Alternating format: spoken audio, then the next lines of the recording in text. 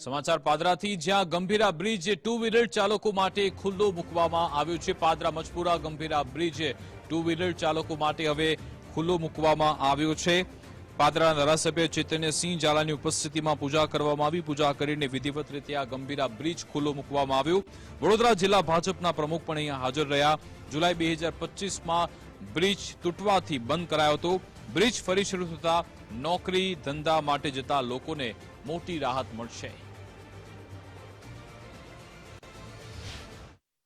મુજપુર ગંભીરાને જોડતો બ્રિજ જે ગત વર્ષના જુલાઈ માસમાં દુર્ઘટના થઈ હતી, ત્યાર પછી સદંતર અવરજવર બંધ હતી, અવરજવર કરી શકતા નહોતા, જેથી કરીને ગંભીરાથી આવતા અને પાદરાથી જતા રોજિંદા લોકો કે જે કામકાજ અર્થે, ખેતી અર્થે, માર્કેટ અર્થે કે ભણવા માટે અવર જવર કરતા હતા, તે લોકોને ઘણી બધી તકલીફ પડતી હતી।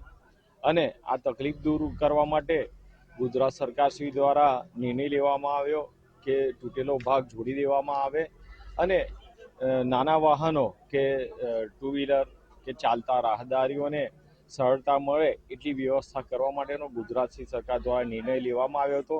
અને લોખંડનું એક સ્ટ્રક્ચર આ જોડાણ માટે મૂકવામાં આવ્યું હતું।